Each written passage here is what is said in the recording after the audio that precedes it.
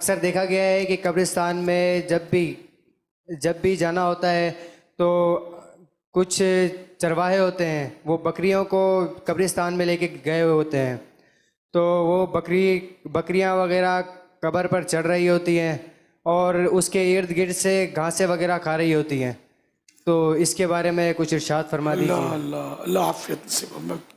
تو فتاوی تاج الشریعہ جلد 4 میں جانوروں کو قبرستان میں چرانا حرام ہے، جو اس کے مرتکب نے جس نے ایسا کیا اس پر توبہ لازم ہے۔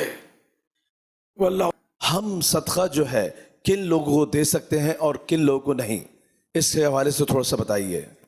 صدقہ مطلب نفلی بھی ہوتا ہے، نفل صدقہ ہوتا ہے، واجب صدقہ ہوتا ہے، مختلف اس کی صورتیں ہیں۔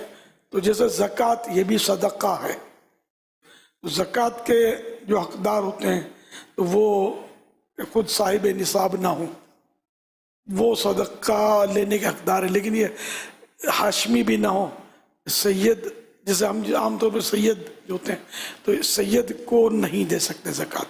اس کی تفصیلات فیضان زکوٰۃ ایک مختصر سی کتاب ہے، مکتبۃ المدینہ کی، اس میں ملیں گے۔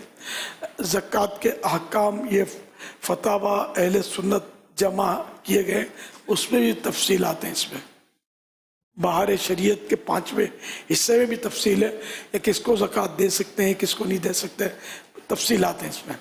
جزاک اللہ، نفل صدقہ تو سادات کرام کو بھی دیا جا سکتا ہے۔ جزاک اللہ، جزاک اللہ۔ جیسا کہ آپ کی دعائیں سب کے لیے ہوتی ہیں، میں چاہتا ہوں کہ آپ دعا کریں جتنے بھی یہاں لوگ بیٹھے ہوئے انہیں حضور اکرم صلی اللہ علیہ وسلم کی زیارت نصیب فرمائے۔ آمین۔ اللہ ہم سب کو اپنے محبوب کا دیدار نصیب کرے۔ بہت شکریہ، اپنا خیال رکھیے گا۔ جزاک اللہ، جزاک اللہ۔